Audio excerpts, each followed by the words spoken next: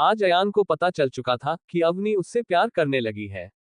मगर इसके साथ साथ वो ये भी जान चुका था कि अवनी उसके साथ खुश नहीं थी। वो फिर से अवनी की ओर मुड़ा। उसने अवनी का हाथ पकड़कर उसे खुद की ओर किया और उसके चेहरे को अपने दोनों हाथों से पकड़कर अवनी को प्यार से पूछा, क्या सच में तुम मुझसे प्यार करने लगी हो? अयान के चेहरे पर एक अलग ही पागलपन था। जब अवनी ने ये देखा तो उसे समझ आया कि वह अनजाने में ही क्या बोल गई थी। वह अब अपने शब्द वापस भी नहीं ले सकती थी। इससे अच्छा तो उसने जो सच था वही बता दिया होता तो सही समझा। उसने कहा, मुझे भी नहीं पता, मैं भी नहीं जानती कि मेरा दिल क्या चाहता है, मैं कंफ्यूज हूँ। अवनी आगे भी अयान से कुछ कहना चाहती थी, मगर तब तक अयान अवनी को जोर से गले लगा लेता है। अवनी आगे कुछ ना बोल सकी। वो लोग बहुत समय तक इसी तरह एक दूसरे के गले लगकर खड़े थे। अवनी तो आगे भी अयान को बहुत कुछ बताना चाहती थी। उसे कहना चाहती थी कि वह बिल्कुल खुश नहीं, वह उससे प्यार नहीं करना चाहती थी। अवनी को इस वक्त ऐसा महसूस हो रहा था कि जैसे वह किसी को धोखा दे रही हो।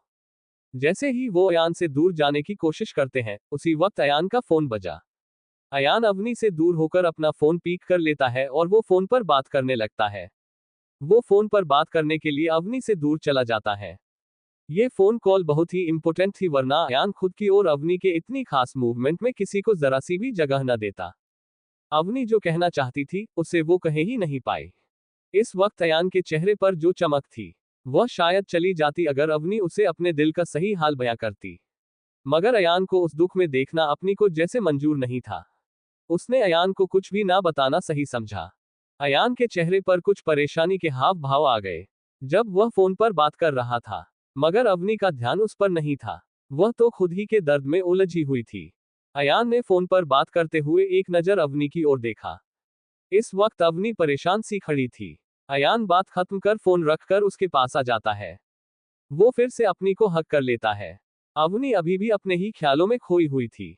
आज अयान बहुत खुश था, हद से ज्यादा खुश। अवनी उसकी खुशी देख सुन मुन हो गई थी। उससे कुछ भी बोलते नहीं बन रहा था। वह बस अयान को फॉलो कर रही थी। वह लोग उस होटल से निकल अयान के घर की ओर निकलते हैं। घर पहुंचकर अयान ने अवनी से कहा, तुम आराम करो, मुझे बहुत जरूरी काम है। ये बोल वो स्टडी रूम में चला जाता है। अवनी बेडरूम में आ जाती है। जो अवनी कभी इंटेलिजेंट, स्ट्रॉन्ग और हालातों से आसानी से लड़ने वाली थी, वो आज पहले से बिल्कुल अलग लग रही थी।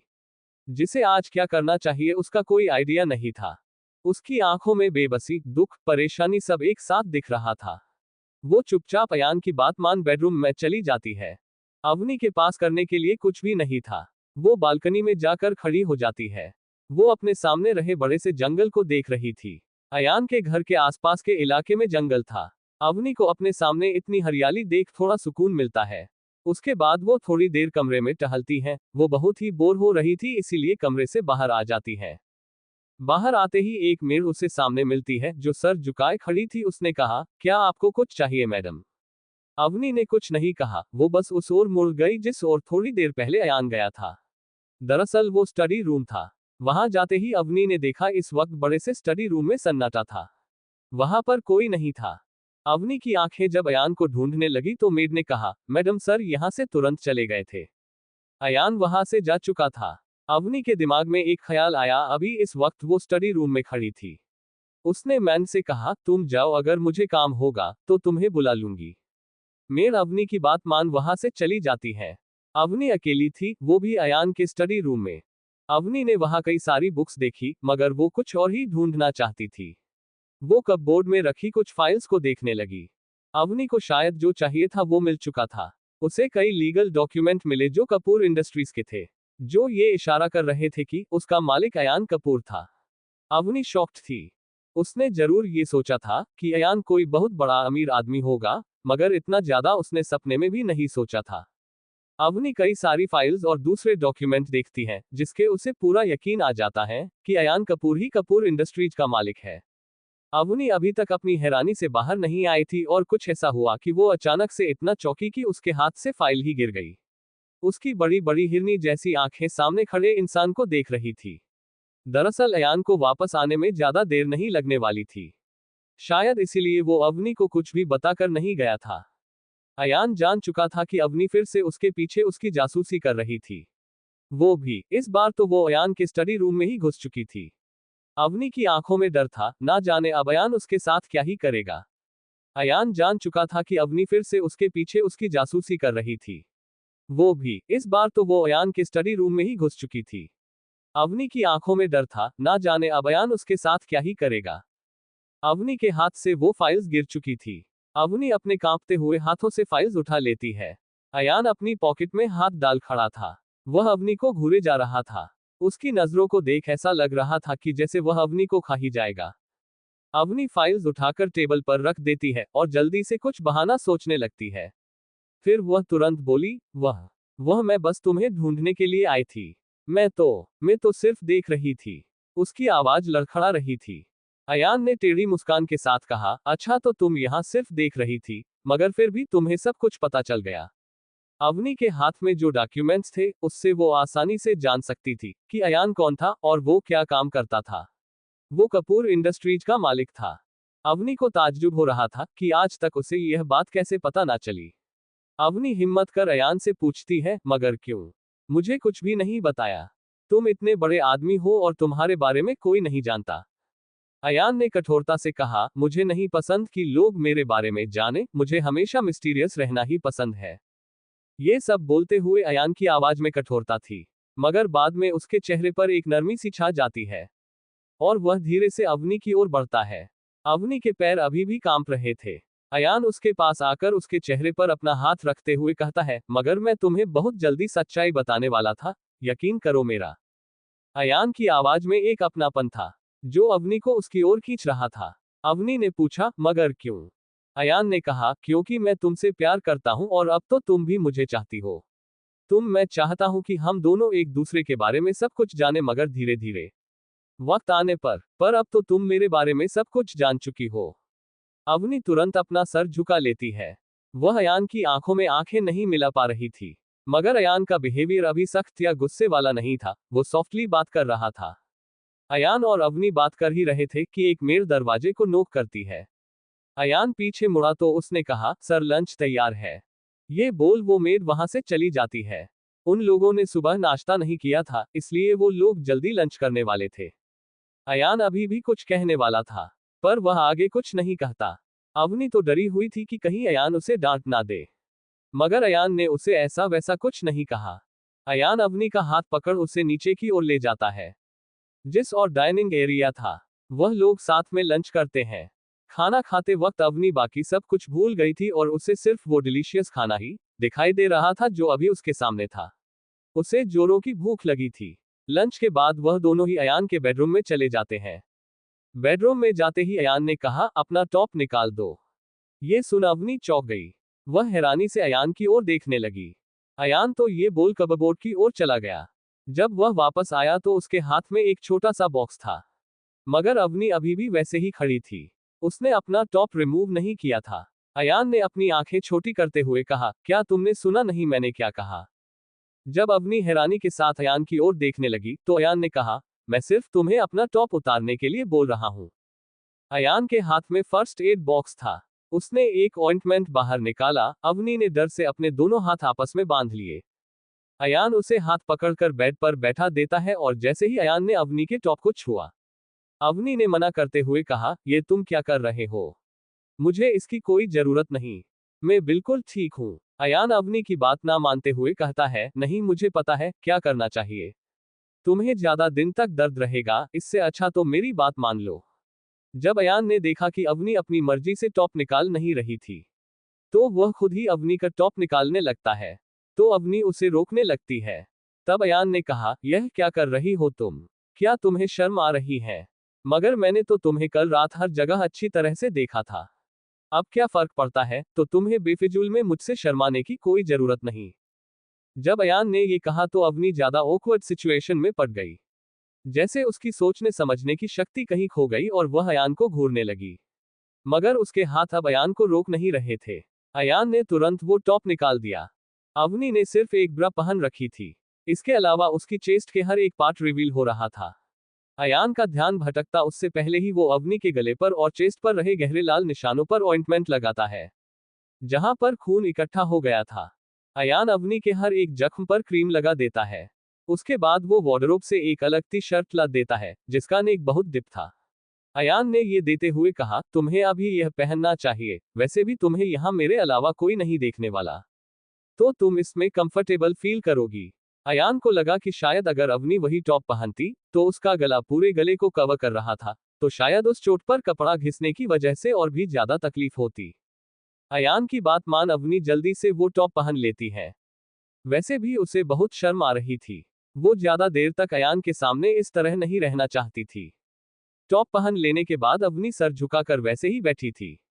बार बार अयान कुछ ना कुछ ऐसा करता था जिससे अवनी उससे आंख नहीं मिला पा रही थी। अयान ने अपने घुटनों पर बैठकर अवनी के हाथों को पकड़ लिया। अवनी अभी इस वक्त बेड पर बैठी हुई थी। अयान ने अपना चेहरा ऊपर कर अवनी की आंखों में देखते हुए कहा, मुझे कुछ काम से बाहर जाना है, तो मैं कुछ दिनों तक यहाँ नहीं रहूंगा। तब तक तुम्हें अकेले ही रहना होगा। जब अयान ने कहा कि वह बाहर जाने वाला था, तो अवनी की आंखें हैरानी से उसे देख रही थी। तो क्या अवनी को यहाँ पर अकेले ही कैद रहना होगा? जैसे अवनी की परेशानी को अयान समझ गया। अयान ने कहा, तुम अपनी मर्जी से जहां चाहो वहां जा सकती हो, मगर सिर्फ दिन में। शाम होने के बाद तुम्हें घर फिर से वापस आ जाना होगा। अगर तुमने इस रूल को तोड़ा तो अच्छा नहीं होगा। इस पर अवनी ने कुछ नहीं कहा। अयान उसे यह बोल अपनी पैकिंग करने में लग जाता है। अवनी बस उसे देख रही थी। उसने कुछ भी रिएक्ट नहीं किया। अयान को अपने कपड़े पैक करने में ज्यादा देर नहीं लगी। वह एक बैग लेकर वहां से निकलता है। उसने पीछे मुड़कर देखा तो अवनी भी उसके पीछे पीछे आ रही थी। उनका रिश्ता कुछ अजीब सा था, जहां पहले अवनी हर पल अयान पर गुस्सा करती रहती थी और चिल्लाती रहती थी। वो अब बिल्कुल शांत हो चुकी थी और अयान पहले से बिल्कुल अलग ही अवनी को ट्रीट कर रहा था। दोनों के बीच प्यार तो था, मगर अयान की ओर से जो प्यार था, वो प्यार अवनी को बांधे रखने के लिए था और अवनी के दिल के एहसास तो अवनी की खुद की समझ से बाहर थे। वो तो खुद कंफ्यूज थी कि वह अयान को कैसे पसंद कर सकती है। उसके दिल में अयान के लिए जो सॉफ्टनेस थी, वो तो खुद के लिए भी हैरानी की बात थी। वह चाहकर भी अब अयान पर गुस्सा नहीं कर पा रही थी, ना ही उससे लड़ पा रही थी। वो बस वही करते जा रही थी जो अयान उसे करने के लिए कहता था। वह जिंदगी के उस मोड़ पर आकर खड़ी हो गई थी जहां से उसे किस और जाना था, ये बात पता ही नहीं थी। अयान के पीछे पीछे अवनी विला के एंट्रेंस तक आ गई थी। अयान कार में बैठता उससे पहले वह पीछे मुड़ अवनी को गले लगा लेता है। इस वक्त अजय विवाह मौजूद था, वह भी अयान के साथ जा रहा था। अयान अवनी से अलग होकर उसके चेहरे को छूते हुए उसके होठों पर किस कर लेता है। पहले तो अवनी को लगा अयान सिर्फ जाते वक्त उसे गले लगा रहा था, मगर ये तो उसने एक्सेप्ट ही नहीं किया था कि अयान उसे किस कर लेगा, वह भी सबके सामने। ये शायद एक गुड बाय किस था। अयान ने अवनी से दूर होकर उसकी आंखों में देखा। उसे समझ आया कि अवनी कुछ इनकंफर्टेबल फील रही थी, तो उसे हल्का महसूस करवाने के लिए अयान ने कहा, तुम फिक्र मत करो, ये सब लोग मेरे ही है। वो लोग सिर्फ वही चीज देखते हैं जो उनके काम की है, बाकी उन लोगों को कोई फर्क नहीं पड़ता। तुम्हें उनसे फर्क नहीं पड़ना चाहिए। तुम मेरी बीवी हो, दी अयान कपूर की बीवी। अवनी ने सुना कि अयान ने क्या कहा तो वो अपने ही ख्यालों में खो गई। अयान ने कहा था, दी अयान कपूर की बीवी। अवनी का चेहरा अचानक से ऊपर हो गया और वह अयान की आंखों में देखने लगी। अवनी को याद आया कि सबसे ज्यादा पावरफुल होना क्या होता है। जब वह अपने पापा के साथ थी और बिजनेस में उनके हेल्प किया करती थी, तो वह हर पल हर वक्त सिर्फ एक ही चीज के बारे में सोचती थी कि वह अपने पापा की कंपनी को नंबर 1 पोजीशन पर कैसे लेकर जाए। उनके सामने सिर्फ एक कंपटीशन था, वो था दी कपूर इंडस्ट्रीज। मगर आज अवनी समझ गई कि क्यों वह कभी टॉप मोस्ट पोजीशन पर ना पहुंच सकी, क्योंकि उस कंपनी का सीईओ और मालिक कोई साधारण व्यक्तित्व नहीं रखता था। उसकी पर्सनैलिटी खुद में ही इतनी स्ट्रांग थी कि शायद किस्मत को भी उसे टॉप मोस्ट पोजीशन पर रखना मंजूर होगा। वह इंसान अपने जादू में किसी को भी बहका सकता था और उसकी पर्सनैलिटी दुनिया के किसी भी इंसान पर इफेक्ट करती थी, भले ही वो अवनी क्यों ना हो। उससे बाद अयान वहां से चला जाता है। अवनी बाहर खड़ी अयान की कार को जाते हुए देखती रही थी, जिससे उसे हर पल हर वक्त पीछा छुड़ाना चाहा। वह आज कुछ वक्त के लिए जा रहा था, मगर कुछ वक्त के लिए ही सही अवनी के दिल को एक खालीपन सा लग रहा था। ये सारे एहसास अवनी के लिए इस बात को साबित करते थे कि वह अयान से सच में प्यार करने लगी थी। इस बात में अब कोई शक नहीं था। अवनी मायूस होकर फिर से बेडरूम में आ जाती है। अब उसके पास करने के लिए कुछ भी नहीं था। अवनी ने थोड़ी देर पहले ही खाना खाया था और उसने सुबह से ज्यादा कुछ काम भी नहीं किया था, मगर उसका शरीर सुस्ता गया था। अवनी बेडरूम में एस बड़ी ई का टेम्परेचर लेकर ब्लैंकेट को ओढ़कर सो जाती है। उसे कोई आइडिया नहीं था कि अयान अचानक कहाँ गया था। अवनी को लेटने के बाद थोड़ी देर में नींद आ जाती है। जब रात हो गई तो मेड उसे डिनर के लिए बुलाने गई, मगर अवनी को सोया देख वो उसे जगाने की कोशिश नहीं करती। मेड पहले तो परेशान हो गई कि वो क्या करे। अगर उसने अवनी को डिनर के लिए जगाया और वह गुस्सा हो गई तो, और अगर उसे नहीं जगाया और अवनी ने डिनर नहीं किया तो अयान जरूर गुस्सा करता। अवनी के पास कोई फोन नहीं था और अयान अवनी से बात करना चाहता था, इसीलिए वह घर के लैंडलाइन नंबर पर कॉल लगाता है। ये फोन अयान के बेडरूम में था, इसीलिए उसकी आवाज से अवनी की नींद खुल गई। अवनी उबासी लेते हुए धीरे से खड़ी होती है।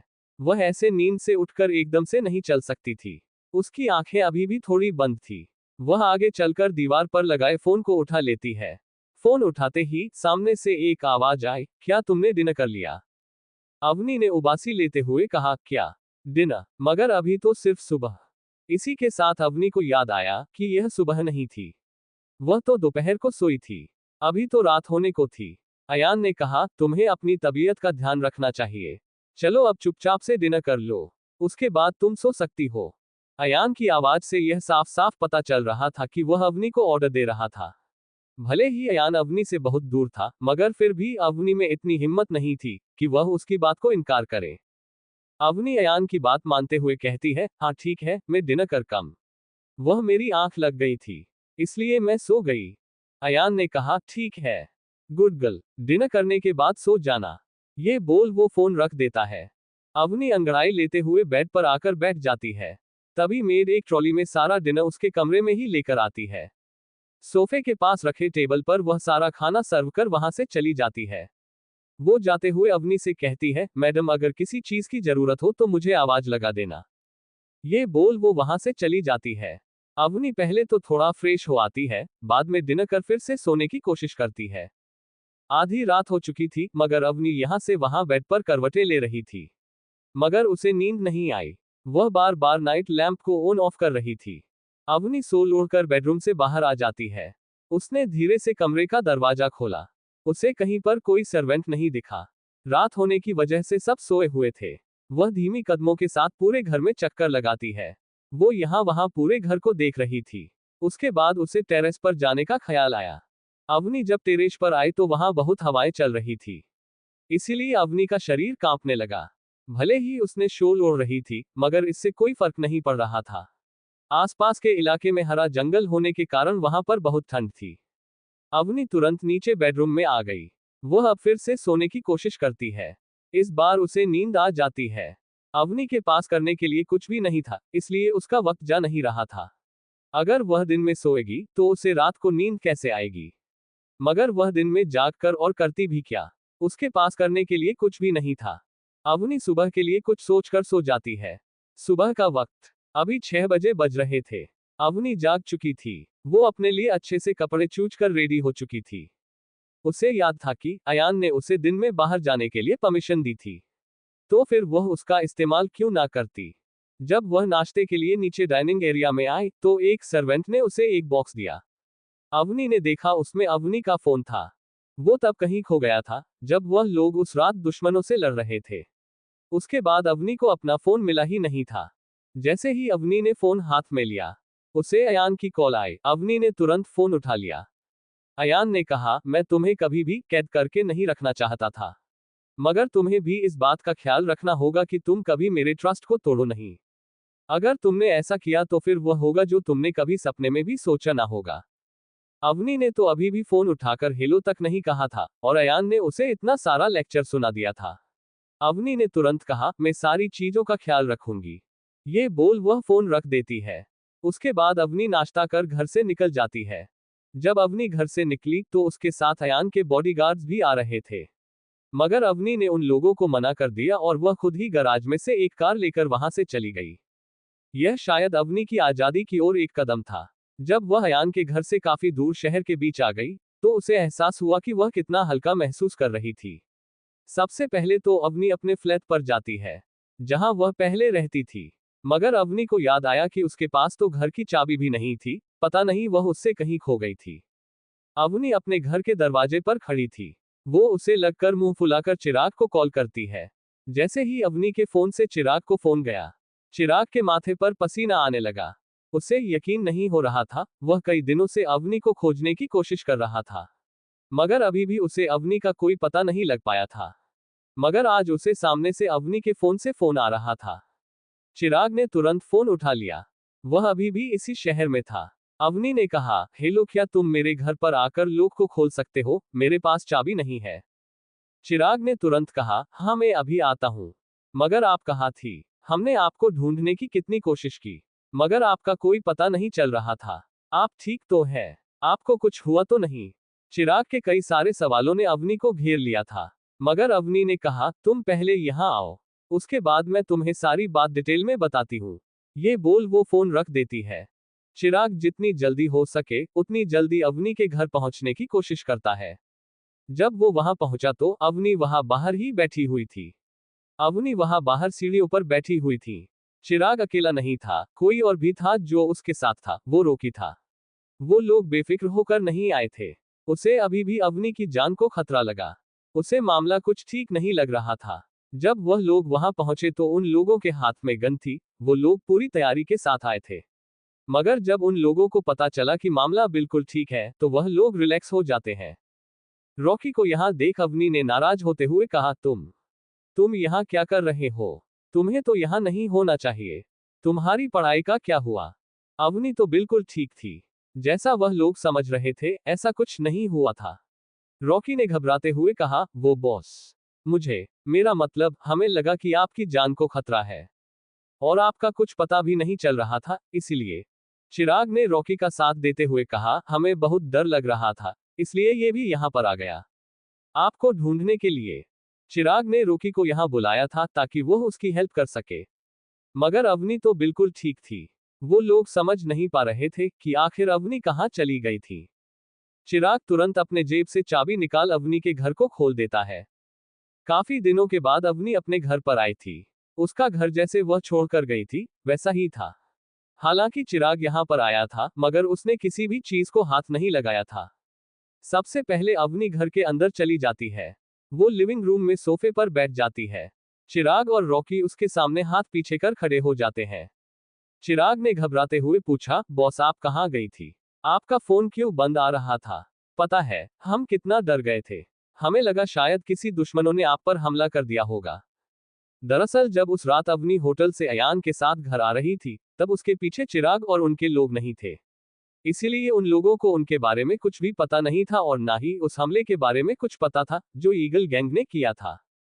चिराग को शांत करते हुए एवज कहती है, डरने की कोई जरूरत नहीं है, सब कुछ ठीक है, मुझे कुछ नहीं हुआ, मगर एक प्रॉब्लम जरूर हो गई है।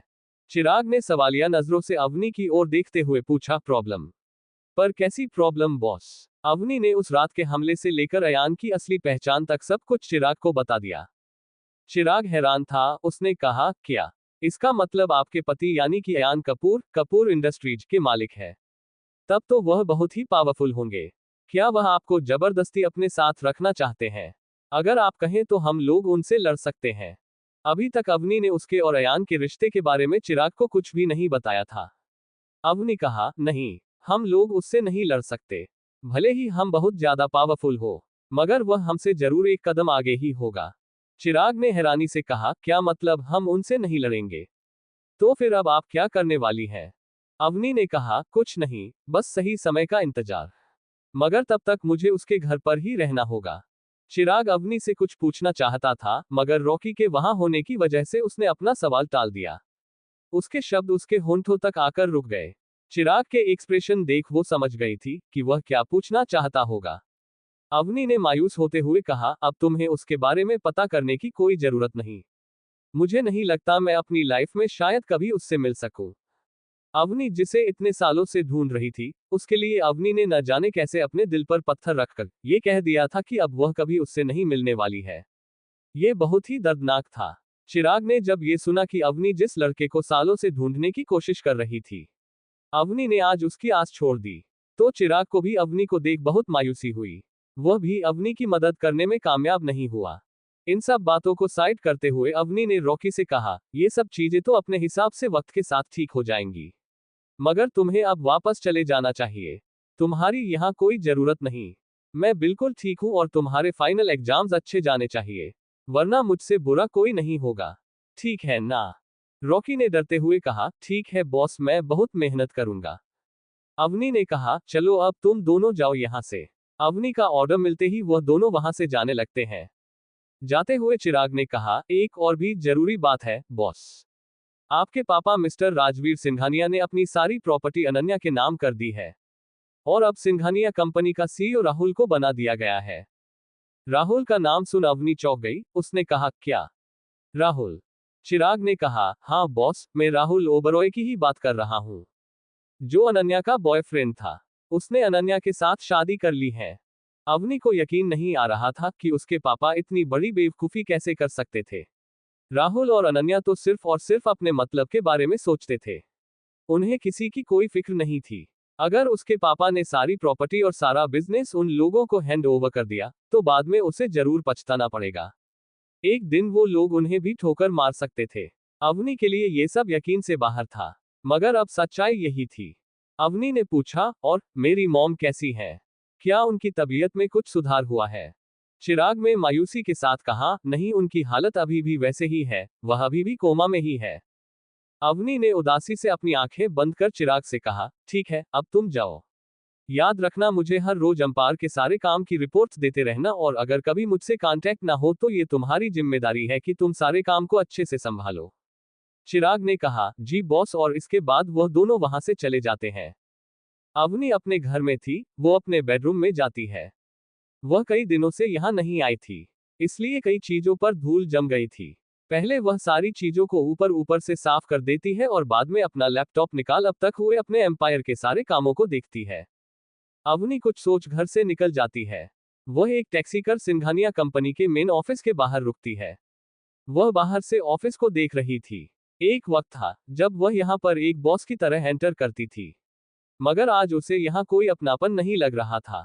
ऐसा लग रहा था जैसे वह किसी गैर की जगह में कदम रख रही हो। वो अपनी मुट्ठियों को कसकर बंद करती है और एक लंबी सांस खींचकर बिल्डिंग के अंदर चली जाती है। वह जानती थी उसका यहाँ आना किसी को पसंद नहीं आने वाला था। वो रिसेप्शन तक पहुंची तो रिसेप्शनिस्ट की हिम्मत नहीं हुई कि वह अवनी को रोके। भले ही वह आज इस कंपनी में किसी पोस्ट पर नहीं थी, मगर वह कभी यहाँ पर बॉस हुआ करती थी। सबके दिल में उसके लिए डर या फिर कहे तो इज्जत थी। अवनी लिफ्ट से सीधा टॉप फ्लोर पर जाने लगती है, जहां मेन ऑफिस था। ये सीईओ का केबिन था, जिसके सामने जाकर अवनी अभी रुकी थी। केबिन के बाहर सिक्योरिटी गार्ड्स थे, मगर अवनी को किसी ने नहीं रोका, क्योंकि बाहर के लोगों को नहीं पता था कि राजवीर सिंघानिया के घर के हालात कैसे थे और उन्होंने अवनी को घर से निकाल दिया था। वह उन्हें राजवीर सिंघानिया की बेटी मानकर रोक नहीं रहे थे। अवनी बिना किसी संकेत के केबिन के अंदर चली जाती है। इस वक्त राहुल वहां पर था। राहुल कंपनी का सीईओ था, भले ही वह इतनी बड़ी पोस्ट पर हो, मगर कंपनी की ओनर तो अनन्या ही थी। मगर अवनी ने जो देखा वो उसने कभी सपने में भी नहीं सोचा था। राहुल अभी अपनी सेक्रेटरी सीमा के साथ था और वह दोनों एक साथ लिप लॉक किस कर रहे थे। राहुल तो अनन्या को धोखा दे रहा था। उन दोनों के ऐसे देख अवनी को अनन्या की किस्मत पर हंसी आ गई। वह इडियट तो सिर्फ अवनी को ही अपनी जिंदगी का कांटा समझ रही थी, और जिसे वह खुद अपना समझ रही थी वही उसे धोखा दे रहा था। अवनी को लगा था कि शायद अनन्या राहुल के साथ होगी, मगर यहाँ राहुल के साथ तो कोई और ही था। अवनी अपने हाथ बांध खड़ी हो गई तो राहुल और सीमा डर गए। वह लोग बात को संभालने की कोशिश करने लगते हैं। सीमा अपने बाल और कपड़े ठीक कर वहां से तुरंत निकल जाती है। तो वहां दूसरी और राहुल अवनी से कहता है, आपको यहां आने की परमिशन किसने दी?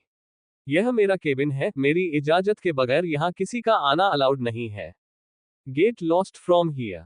राहुल को तिल मिलाते देख अवनी ने हंसते हुए कहा, अच्छा तो तुम यहां मुझे डरा कर भगा देना चाहते हो, मगर मुझे लगता है शायद तुम्हें मुझसे डर लग रहा है कि कहीं मैं तुम्हारी सच्चाई अपनी छोटी बहन को ना बता दूं, इसलिए मुझे भगा रहे हो, है ना? राहुल ने कहा, तुम्हें मेरी जिंदगी में इंटरफेयर करने की कोई जरूरत नहीं, और रही बात अनन्या की, तो वह मेरी बीवी है। मैं जानता हूं उसे कैसे हैंडल करना है। तुम्हें इन सारी चीजों की चिंता करने की कोई जरूरत नहीं। चलो निकलो यहां से। राहुल के इतने कड़वे शब्द सुन अवनी को गुस्सा आ गया। उसने कहा, बहुत उछल रहे हो, मगर याद रखना जो आज तुमने मुझसे कहा है वो एक दिन मैं भी तुमसे कहूंगी, जब मेरी जगह तुम होंगे। उस दिन मैं यहाँ से तुम्हें धक्के मार के निकालूंगी।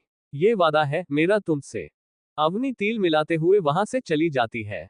वह जैसे ही केबिन से बाहर निकली तो अवनी किसी लड़की से टकरा गई हो। वो और कोई नहीं बल्कि उसकी छोटी बहन अनन्या थी। अनन्या बस अभी अभी ही आई थी। उसने देखा कि अवनी राहुल के केबिन से निकल रही थी तो उसकी भौहें तन गई। वह नाराजगी से बोली, दीदी तुम यहाँ क्या करने आए हो? तुमसे हमारी खुशी बर्दाश्त नहीं होती क्या? अवनी ने कहा, जो जैसा बीज बोता है उसे वैसा ही फल मिलता है। मुझे तुम्हारे साथ कुछ भी करने की जरूरत नहीं है। तुम्हारी किस्मत तुम्हारी जिंदगी को अच्छी तरह से नापतोल रही है। ये बोल अवनी वहां से चली जाती है। अवनी की पहेली जैसी बातें अनन्या को उलझाने लगी। अनन्या ने कुछ सोचते हुए राहुल से पूछा, वो यहाँ पर क्यों आई थी और क्या तुमसे कुछ कहा है? दीदी ने। राहुल एक पल के लिए तो डर गया। कहीं किसी हालात में अगर अवनी ने आज जो कुछ भी उसने देखा वह अगर अनन्या को बता दिया तो उसका क्या होगा? अनन्या तो उसे छोड़ देती और उसे कंपनी से भी निकाल देती। राहुल कोई रिस्क नहीं ले सकता था। उसी पल राहुल के दिमाग में एक आइडिया आया और उसने कहानी बनाते हुए कहा, तुम्हारी दीदी एक नंबर की घटिया लड़की है। ये सब राहुल भोलेपन से बोल रहा था जैसे उसका इन सारी चीजों में कोई भी रोल ना हो। उसने आगे कहा, पता है उसे सब कुछ पता चल गया कि अब सिंघानिया कंपनी का सीईओ मैं हूं और इसीलिए वो मुझे बहकाना चाहती थी। राहुल के मुंह से ऐसी बात सुन अनन्या ज्वालामुखी की तरह भड़कने लगी। उसने गुस्से से कहा, क्या क्या मतलब तुम्हारा? वो तुमसे क्या कह रही थी? राहुल ने बेशर्मी से कहा, मैं तो तुम्हें बोल भी नहीं सकता। वो मेरे साथ बेशर्मों की तरह फ्लर्ट कर रही थी और मेरे करीब आने की कोशिश कर रही थी। जब उसने मुझे शेड्यूस करने की कोशिश की तो मैंने उसे दूर धकेल दिया। इसलिए वो यहाँ से बहुत गुस्सा होकर चली गई। वह मुझे और तुम्हें बहुत बुरा भला बोल रही थी। शायद उसका दिमागी संतुलन हिल गया है। अनन्या ने गुस्से से कहा, दिमागी संतुलन हिल गया है? बेशर्मी की हद होती है। वह हमारी फैमिली की कुंडली में राहु और केतु की तरह आकर बैठ गई। उसे इतनी भी शर्म नहीं की, उसे यहाँ कोई पसंद नहीं करता। फिर भी वो हाथ धोकर पीछे पड़ी है। उसे तो मैं बहुत बुरा सबक सिखाऊंगी जिसे वो याद रखेगी जिंदगी भर। राहुल ने अपना खेल खेल दिल दिया था। अब तो अगर अवनी कभी अनन्या के सामने इस बात का जिक्र भी करती तो अनन्या उसकी बात कभी नहीं मानती। उसे यही लगता कि वह उन दोनों के रिश्ते को खराब करना चाहती है। जब राहुल को यकीन आ गया कि अनन्या को उसकी बात पर पूरा भरोसा था तो वह अंदर से रिलैक्स हो जाता है। उसे अब डरने की कोई जरूरत नहीं थी। अब उसे अवनी से कोई खतरा नहीं था। अनन्या को राहुल पर पहले से ही बहुत भरोसा था। इसलिए उसने कंपनी की ओनर बनने के बाद कंपनी के सीईओ की पोस्ट के लिए राहुल को चुना। वैसे भी राहुल उसका पति था और उसे यह सारी बिजनेस जैसी चीजों में कोई इंटरेस्ट नहीं था। उससे ये सब कभी हैंडल नहीं हो पाता, ये बात वो बहुत अच्छी तरीके से जानती थी। उसे अच्छा लगा कि राहुल अवनी की बातों में नहीं आया। वो खुश होकर राहुल के गले लग जाती है। राहुल मन ही मन सोचता है कि आज तो वह बाल बाल बच गया। अवनी गुस्से से सिंघानिया कंपनी के ऑफिस से बाहर निकल गई। उसे एक पल के लिए तो लगा कि उसे यहाँ आना ही नहीं चाहिए था। वो तो अनन्या के साथ बात करना चाहती थी, मगर उसने तो कुछ ऐसा ही देख लिया जिससे वह खुद हैरान हो गई। अवनी बाहर खड़ी होकर टैक्सी का इंतजार कर रही थी। तभी उसके सामने एक कार आकर रुकी। कार के पीछे बैठे आदमी ने ग्लास विंडो को नीचे उतारा तो अवनी ने देखा कि कार में बैठा इंसान और कोई नहीं बल्कि शौर्य था। शौर्य को देख अवनी खुश हो गई। उसने कहा, शौर्य तुम यहाँ? अवनी की चमकती आंखों को देख शौर्य ने कहा, हाँ बस गुजर रहा था, पर तुम यहाँ पर क्या कर रही हो? मुझे लगा था कि शायद अब। ये कहते कहते शौर्य रुक गया। तो अवनी ने कहा, हाँ सही सोचा तुमने, यहाँ मेरी कोई जगह नहीं, मगर मुझे मेरी पुरानी यादें यहाँ पर बुला रही थी। शायद इसीलिए मैंने सोचा एक बार ऑफिस हो आती हूँ। शौर्य ने कहा, जानता हूँ यहाँ पर माहौल तुम्हारे फेवर में नहीं है। तुम्हें कुछ वक्त के लिए यहाँ नहीं आना चाहिए था। अवनी ने इस बात पर अपना सिर हिला दिया। तो शौर्य ने मजाक करते हुए कहा, अब यहाँ बाहर खड़े खड़े ही मुझसे बातें करोगी कि मेरे साथ भी चलोगी? तुम्हें पता है मैं अब यहाँ इंडिया में ही रहने वाला हूँ। अवनी ने खुश होते हुए कहा, क्या सच में? तो शौर्य ने कहा, हाँ बिल्कुल। अवनी खुशी से शौर्य की कार में उसके साथ बैठ जाती है। अवनी ने पूछा, अच्छा तो हम लोग कहाँ पर जा रहे हैं? शौर्य ने कहा, मैंने अपने ऑफिस के लिए एक जगह को देख रखा है, लेकिन जब वहां पर सारी चीजें अरेंज हो जाएगी उसके बाद मेरा मेन ऑफिस यहाँ इंडिया में ही होगा। अवनी ने कहा, वाह ये तो बहुत अच्छी बात है। अवनी ने आगे शौर्य के मजे लेते हुए पूछा, ये सारी बातें तो ठीक है, मगर क्या तुम्हें शादी नहीं करनी? कोई लड़की ढूंढी, या फिर पहले से ही कोई सीक्रेट गर्लफ्रेंड वाला सीन चल रहा है? शौर्य ने हंसते हुए कहा, नहीं ऐसी कोई बात नहीं है। तुम्हें तो पता ही कि मैं कितना बिजी रहता हूँ।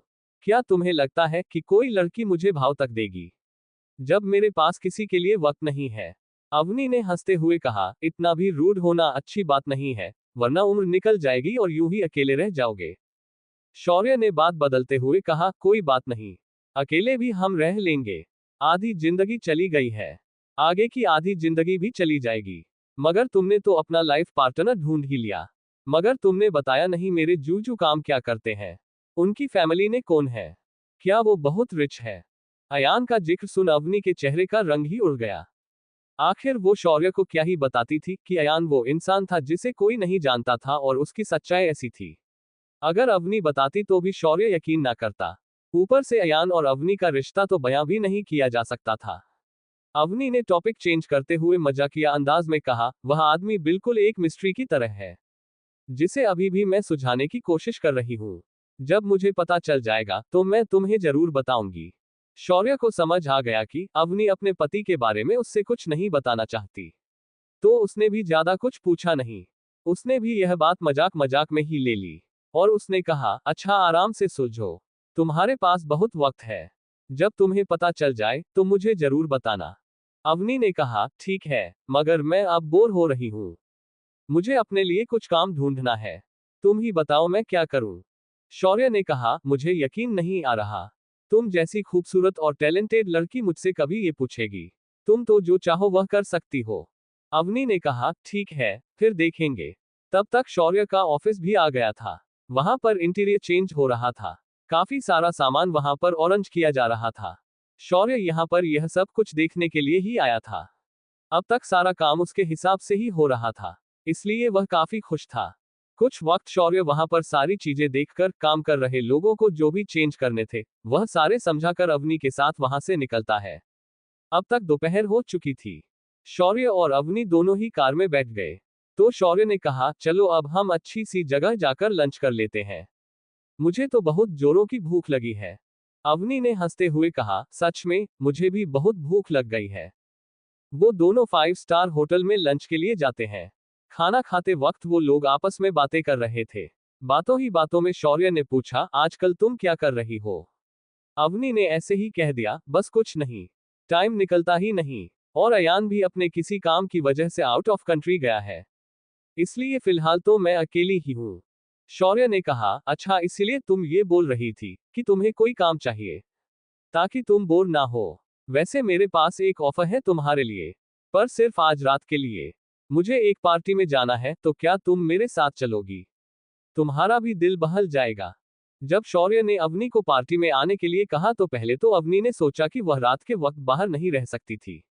अगर अयान को पता चलेगा कि अवनी ने रूल तोड़ा है तो क्या ही होगा। इसलिए अवनी मना करते हुए कहती है, नहीं, मेरा मूड नहीं हो रहा, मुझे नहीं आना। अवनी का जवाब सुन शौर्य को लगा कि शायद उस रात पार्टी में अनन्या और बाकी सब अवनी को नीचा दिखाने की कोशिश कर रहे थे। शायद इसीलिए वो लोगों बीच आने के लिए मना कर रही थी। शौर्य उसे समझाते हुए कहता है, तुम जैसा सोच रही हो वैसा नहीं है, तुम्हें जरूर पसंद आएगा, तुम चलो तो सही। अवनी ने सोचा कि वह रात को जल्दी घर वापस आ जाएगी। शौर्य इतना कह रहा है तो उसके साथ चली जाती है। ये सोचकर वो शौर्य से हाँ कर देती है। शौर्य ने कहा, अच्छा तो अब बताओ तुम रहती कहाँ हो, मैं तुम्हें पिक कहाँ से करूं? अवनी के लिए ये बताना मुश्किल था। फिर उसने कुछ सोचा और उसने अपने फ्लैट का एड्रेस शौर्य को दे दिया। वह अयान के घर उसे नहीं बुला सकती थी। दूसरी ओर अयान के बॉडीगार्ड्स को अवनी ने अपने साथ आने से मना किया था, मगर वह लोग उनका पीछा कर रहे थे और पल पल की सारी बात अयान तक पहुंचा रहे थे। अयान अवनी से कितना भी दूर क्यों ना हो, वह उसको ऐसे ही किस्मत के भरोसे नहीं छोड़ सकता था। जब अयान को पता चला कि अवनी शौर्य से मिली है और वह उसके साथ लंच भी कर रही है, तो अयान की आंखें गुस्से से लाल हो गई। वो तिल मिलाने लगा। उसने एक बार पहले भी अवनी को शौर्य से दूर रहने के लिए बोला था, मगर अवनी ने उसकी बात नहीं मानी और वह से उससे मिली थी। ऊपर से उसके साथ लंच भी कर रही थी। यह अयान को बिल्कुल पसंद नहीं आया। वो तो अवनी जल्द से जल्द मिलना चाहता था। वह तुरंत इंडिया के लिए निकल जाता है। लंच के बाद शौर्य अवनी को उसके घर छोड़ने जाता है, तब अवनी शौर्य को अपने फ्लैट का एड्रेस देती है।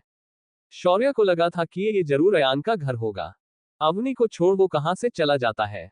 जाते हुए वो अवनी से कहता है, तुम शाम को तैयार रहना, मैं तुम्हें यहां से पिक कर लूंगा। अवनी ने ओके कहा और शौर्य वहां से चला गया। शाम के वक्त अवनी पार्टी के लिए रेडी रहती है।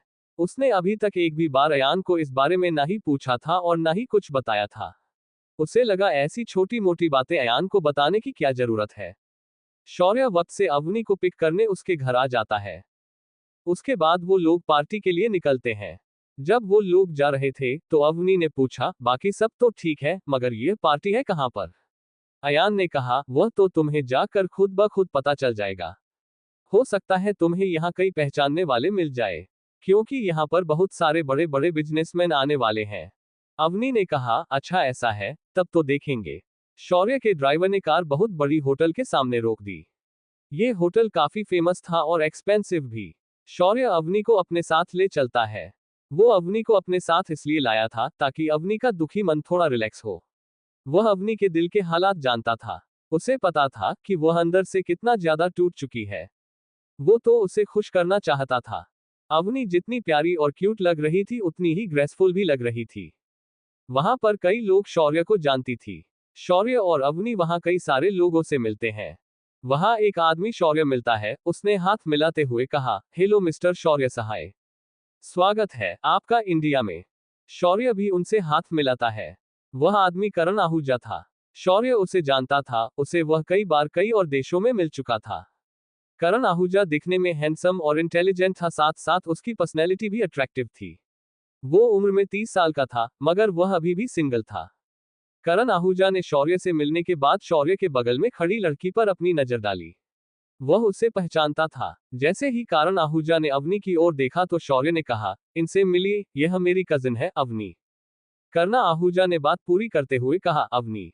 अवनी सिंघानिया। सही कहा ना मैंने। हम एक दूसरे को अच्छी तरह से जानते हैं। शौर्य को इस बात से ताज्जुब नहीं हुआ कि करण आहूजा अवनी को जानता था। अवनी तो यहाँ पर कई सारे बड़े बड़े बिजनेसमैन जानती थी। करण ने अवनी से हाथ मिलाते हुए कहा, हेलो मिस अवनी, आपसे मिलकर खुशी मिली। मुझे लगा था सिंघानिया कंपनी की नई सीईओ आप बनने वाली हैं, मगर मेरा एक्सपेक्टेशन गलत निकला। करण आहूजा ने सही कहा था। सबको लगता था कि सिंघानिया कंपनी की सीईओ अवनी बनने वाली है, मगर अब नया सीईओ राहुल ओबरॉय था और अवनी सिंघानिया को तो प्रॉपर्टी से बेदखल कर दिया गया था। मगर सारे फैमिली मैटर का बाहर ना आने की वजह से पूरा सच कोई नहीं जानता था। करण आहूजा जानता था कि अवनी अब सिंघानिया कंपनी में नहीं थी। जब वो इस कंपनी में थी तब वह करण आहूजा की कंपनी को बहुत अच्छी टक्कर देती थी। और यह कहे तो कुछ कम नहीं कि करण आहूजा अवनी को अपना बिजनेस राइवल समझता था। सिंघानिया कंपनी के सीईओ मिस्टर राजवीर सिंघानिया की ताकत अवनी ही थी। उसी की वजह से वह कई सारे प्रोजेक्ट्स और डील्स बाकी कंपनियों से जीत सके थे। भले ही करण आहूजा अवनी को हमेशा से ही बिजनेस राइवल समझता आया था, मगर वह कहीं ना कहीं अवनी के टैलेंट से काफी इंप्रेस था। वह इस बात पर यकीन ही नहीं कर पाया कि राजवीर सिंघानिया ने अवनी को कंपनी से बेदखल कर दिया। शौर्य इस वक्त किसी और के साथ बात करने में बिजी हो गया। अवनी भी उसके साथ जाना चाहती थी, मगर करण आहूजा ने अवनी से कहा, मिस अवनी, अगर आप बुरा ना माने तो क्या मैं आपसे कुछ बात कर सकता हूं? करण आहूजा अवनी जैसे टैलेंटेड लड़की को जाने नहीं देना चाहता था। वो अवनी की खूबसूरती और उसके टैलेंट से काफी वक्त से इंप्रेस था। जब करण आहूजा ने एक जेंटलमैन की तरह अवनी से बात करने के लिए उसकी परमिशन मांगी तो अवनी उसे मना नहीं कर पाई। वैसे भी अवनी जानती थी करण आहूजा एक बहुत अच्छा इंसान था। पहले ही पास्ट में वह उसकी कंपनी के साथ कंपटीशन कर चुकी थी, मगर करण आहूजा भी कुछ कम टैलेंटेड नहीं था। ये बात अवनी अच्छी तरह से जानती थी। अवनी ने कहा, हाँ बिल्कुल, कहिए क्या कहना चाहते हैं? करण आहूजा ने कहा, मिस अवनी, मुझे माफ करिए, मैं जानता हूँ आपकी पर्सनल लाइफ के बारे में मुझे बात नहीं करनी चाहिए, मगर सुना है आपने सिंघानिया कंपनी को छोड़ दिया। बाहर यही बातें चल रही थी कि अवनी को राजवीर सिंघानिया ने सिंघानिया कंपनी से निकाल दिया है। अवनी भी यह बात जानती थी, मगर करण आहूजा का कहने का तरीका अलग था। उसने यह नहीं कहा था कि अवनी को निकाल दिया गया है, मगर उसने ये कहा था कि अवनी ने कंपनी को छोड़ दिया है। शायद वह अवनी को नीचा नहीं दिखाना चाहता। अवनी ने उसे जवाब देते हुए कहा, हाँ आप ठीक कह रहे हैं, मेरा सिंघानिया कंपनी से कोई वास्ता नहीं है। भले ही अवनी फ्यूचर में कभी ना कभी उसे हासिल करना चाहती थी, मगर इस वक्त तो वह ये नहीं कह सकती थी कि वह अभी भी कंपनी में है। उसने जो सच था वही बता दिया। करण आहूजा ने कहा, मैं नहीं जानता कि आपके क्या पर्सनल इश्यू रहे होंगे, मगर मुझे उससे कोई फर्क नहीं पड़ता, पर मैं आज आपको एक ऑफर देना चाहता हूं, अगर आप एक्सेप्ट करें तो। अवनी ने सवालिया नजरों से उसकी ओर देखते हुए पूछा, ऑफर? कैसी ऑफर? करण आहूजा ने कहा, जब आप मेरी कंपनी के साथ कंपटीशन में जीतकर सिंघानिया कंपनी के लिए कई नए डील्स और प्रोजेक्ट लाती थी, तो मैं भी चाहता था कि मेरी कंपनी में भी कोई इतना टैलेंटेड हो। क्या आप आहूजा इंडस्ट्रीज के बिजनेस कंसल्टेंट बनना पसंद करेगी? अवनी को यकीन नहीं हो रहा था कि कोई उसे सामने से इतना बड़ा ऑफर दे रहा था। अवनी ने हैरानी से स्माइल करते हुए कहा, मुझे लगता है आप कुछ जल्दबाजी कर रहे हैं। आप जैसा सोच रहे हैं वैसा बिल्कुल नहीं। आप चाहे तो इस पोस्ट के लिए आपको और कई सारे ऑप्शन मिल सकते हैं, पर मैं ही क्यों? मुझे वैसे भी इतना ज्यादा एक्सपीरियंस नहीं है। भले ही अवनी यह कह रही थी, मगर वह खुद भी जानती थी, जब से उसने अंडरवर्ल्ड की दुनिया में कदम रखा था, तब से उसकी डिसीजन लेने की क्षमता और लोगों से कई गुना ज्यादा बढ़ गई थी। और उसके डिसीजन कभी गलत नहीं हुआ करते थे, जिसमें अयान एक्सेप्शन था। जिस तरह से वह अंडरवर्ल्ड की दुनिया में इलीगल तरीके से पैसे कमाना जानती थी, उसी तरह वो लीगल दुनिया में सक्सेस होना भी जानती थी। करण आहूजा ने हंसते हुए कहा, अगर ऐसा होता तो बाकी सारे ऑप्शन आपसे आगे होते। इस पर अवनी भी हंसने लगी। करण आहूजा ने अपना कार्ड देते हुए कहा, मैं चाहता हूं आप सोच समझकर डिसीजन ले। हो सकता है आपका एक फैसला आपका फ्यूचर ब्राइट बना दे। अवनी उससे वो का ले लेती है। उसके बाद करण आहूजा वहां से चला जाता है। करण आहूजा अवनी से इस कदर इम्प्रेस था कि वह खुद को अवनी के साथ बात करने से रोक ही नहीं पाया, और उसने इतनी बड़ी ऑफर अवनी को पहली ही मुलाकात में दे दी। वो नहीं जानता था कि आगे अवनी का डिसीजन क्या होगा, मगर वह बात ना करके पछताना भी नहीं चाहता था। करण आहूजा के जाने के बाद अवनी शौर्य के पास चली जाती है। अब रात होने को थी। अवनी को लगा कि अब उसे घर चले जाना चाहिए। अगर उसे देर हुई तो अयान जरूर उस पर गुस्सा करेगा। अवनी ने शौर्य से कहा, शौर्य अब मुझे लगता है मुझे घर चले जाना चाहिए। तुम चाहो तो यहाँ पार्टी एंजॉय करो, मैं अब चलती हूँ। शौर्य ने उसे रोकते हुए कहा, क्या मतलब? तुम्हें घर जाना है? अभी तो पार्टी सही से शुरू भी नहीं हुई, कई लोगों का आना बाकी है। तुम जिद कर रही थी इसलिए तो हम जल्दी आ गए। अवनी ने कहा, मगर मुझे जल्दी घर जाना है, तुम पार्टी एंजॉय करो, मैं चलती हूँ। ये बोल वो जाने लगती है, मगर शौर्य उसे रोकने की कोशिश करता है। जब अवनी नहीं रुकती तो शौर्य ने कहा, ठीक है फिर, मैं भी तुम्हारे साथ चलता हूँ, तुम्हें घर छोड़ देता हूँ।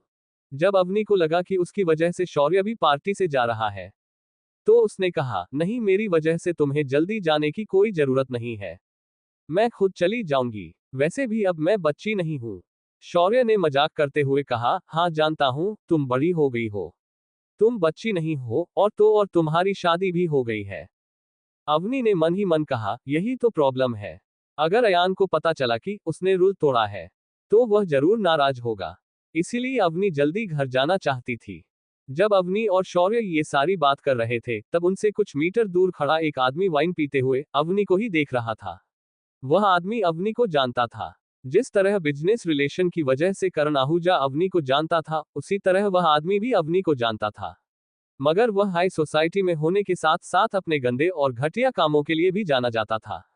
वह आदमी राजवीर सिंघानिया का बिजनेस राइवल होने के साथ साथ अवनी के लिए भी गंदे इरादे रखता था। वो आदमी विक्रम सिन्हा था। एक बार उसने अवनी को प्रपोज भी किया था, मगर अवनी ने उसे रिजेक्ट कर दिया था। ये बात उसे दिल ही दिल में काट रही थी।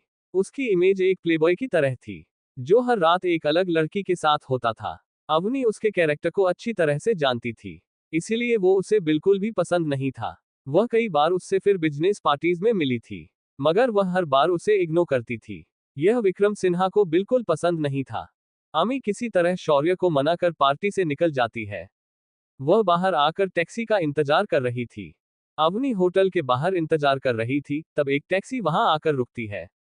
अवनी जल्दी से उसमें बैठ जाती है। वह जल्द से जल्द घर पहुंचना चाहती थी।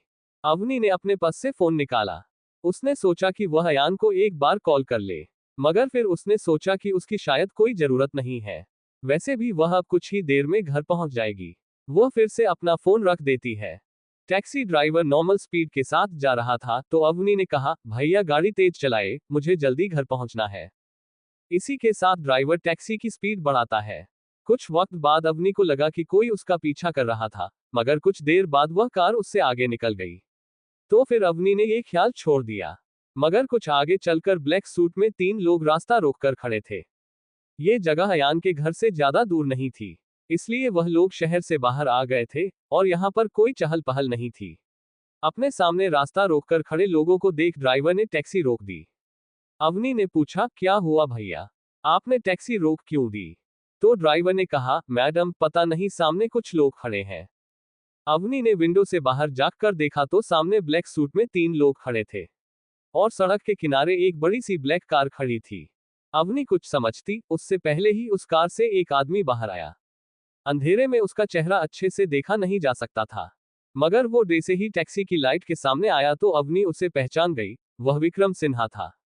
अपने सामने विक्रम सिन्हा को देखकर अवनी की भौहें तन गई। विक्रम सिन्हा ने आगे चलकर ड्राइवर के पास आकर कहा, मेरी कार खराब हो गई है, मुझे लिफ्ट चाहिए। अवनी को वो आदमी बिल्कुल पसंद नहीं था। अवनी ने कहा, लेकिन मुझे देर हो रही है और मुझे जल्दी घर जाना है, और वैसे भी यह टैक्सी मैंने बुक की है। विक्रम सिन्हा ड्राइवर से बात कर रहा था, मगर अवनी बीच में ही बोल पड़ी। विक्रम सिन्हा ने अपना चेहरा अवनी की ओर कर उससे कहा, कोई बात नहीं, आप पहले घर चली जाना, उसके बाद मुझे जहां जाना होगा मैं चला जाऊंगा, मैं तो सिर्फ लिफ्ट मांग रहा हूं। अभी भी विक्रम सिन्हा के तीनों बॉडीगार्ड टैक्सी को घेर कर खड़े थे। वो लोग काफी डरावने दिख रहे थे। उनके पास गन थी। वह टैक्सी ड्राइवर डर गया। उसने अवनी से मदद मांगते हुए कहा, मैडम लिफ्ट लेने दीजिए ना, मैं पहले आपको घर छोड़ दूंगा। पहले तो अवनी ने इनकार करना चाहा, मगर उसने सोचा कि उसे विक्रम सिन्हा जैसे लोगों से डरना नहीं चाहिए। हो सकता है वह सच बोल रहा हो, मगर उसे फिर भी उस पर शक था। अवनी टैक्सी ड्राइवर की बात मान लेती है। अवनी ने कहा, ठीक है, जो भी करना है जल्दी करो, मुझे घर जाने में लेट हो रहा है, मैं अपना टाइम वेस्ट नहीं कर सकती। टैक्सी ड्राइवर ने विक्रांत सिन्हा से कहा, आप लिफ्ट ले सकते हैं। विक्रांत सिन्हा ने कहा, ऐसे नहीं, मैं किसी भी ड्राइवर पर ऐसे ही भरोसा नहीं कर सकता। अगर मैं इस टैक्सी में बैठूंगा तो इस टैक्सी को मेरा ड्राइवर ही चलाएगा। उद्धरण चिन्ह। अवनी ने तुरंत चिढ़ते हुए कहा, यह क्या बदतमीजी है, पहले तो आप लिफ्ट मांगते हैं और ऊपर से टैक्सी को भी अपने हिसाब से चलाना चाहते हैं। विक्रांत सिन्हा अवनी की बातों पर ध्यान नहीं देता। वह टैक्सी के ड्राइवर को बाहर निकलने के लिए कहता है। टैक्सी ड्राइवर उसकी बात मान बाहर आ जाता है। विक्रांत सिन्हा उसे धीरे से कुछ कहता है तो टैक्सी ड्राइवर डर गया। उसके बाद विक्रांत सिन्हा का एक आदमी अपने हाथ में एक बड़ी सी ब्रीफकेस लेकर आता है और उसके कहने पर टैक्सी ड्राइवर को दिखाता है। उसे देख टैक्सी ड्राइवर की आंखों में चमक आ गई। वह ड्राइवर तुरंत उसको ले लेता है और सड़क की दूसरी साइड चला जाता है। अवनी तुरंत समझ गई कि कुछ ना कुछ तो गड़बड़ थी। विक्रम सिन्हा किसी भी हाल में ड्राइवर को रास्ते से हटाना चाहता था और अवनी साथ टैक्सी में जाना चाहता था। उसके बाद तुरंत ही विक्रम सिन्हा का कार ड्राइवर टैक्सी की ड्राइविंग सीट पर बैठ जाता है और विक्रांत सिन्हा अवनी की बगल में बैठ जाता है। एक बॉडीगार्ड ड्राइवर की बगल वाली सीट पर बैठ गया। उन सबको अचानक ही इस तरह टैक्सी में आया देख अवनी ने गुस्सा होते हुए विक्रम सिन्हा से कहा, यह क्या बदतमीजी है, तुम ऐसा नहीं कर सकते। पहले तो तुम लिफ्ट मांगने के बहाने आए थे, पर यह तो जबरदस्ती है। अवनी टैक्सी का दरवाजा खोलने की कोशिश करती है। वह तुरंत नीचे उतर जाना चाहती थी, मगर ड्राइवर टैक्सी को चलाने लगता है। तो अवनी ने तुरंत अपने पर्स में देखा। वह गन निकालना चाहती थी, मगर उसे याद आया कि वह गन तो अपने साथ लाए ही नहीं थी। वह इतनी बड़ी बेवकूफी कैसे कर सकती थी। जब अवनी गुस्से से तिलमिला रही थी, विक्रम सिन्हा उसके पास आने की कोशिश करता है, मगर अवनी गुस्से से उस पर चिल्लाते हुए कहा, दूर रहना मुझसे, वरना बिल्कुल अच्छा नहीं होगा, छोड़ूंगी नहीं मैं तुम्हें। विक्रम सिन्हा ने हंसते हुए कहा, पता नहीं कितने अरसे से तुम्हारी आस लगाए बैठा हूं, अब इतनी आसानी से छोड़ूंगा नहीं। वैसे भी अब जिस पावर के साथ तुम उछल रही थी, वो तो तुम्हारे पास है ही नहीं। अगर उसका फायदा मैंने आज नहीं उठाया तो लालत है मुझ पर। विक्रम सिन्हा जानता था कि किसी कारण इस वक्त अवनी और उसकी फैमिली के बीच के रिलेशन सही नहीं थे, इसीलिए वह अवनी के साथ अपना बदला पूरा करना चाहता था। विक्रम सिन्हा को याद आया कि पास्ट में जब उसने अवनी को प्रपोज किया था तो अवनी ने उसे रिजेक्ट कर दिया था। मगर जब वह उसकी बात ना मानकर फ्लर्ट करते हुए उसके करीब जाना चाहता था, तो अवनी ने उसे एक जोरदार तमाचा मार दिया था। ये बेइज्जती वह जिंदगी भर नहीं भूल सकता था। आखिर कभी ना कभी तो वह इसका बदला लेता ही।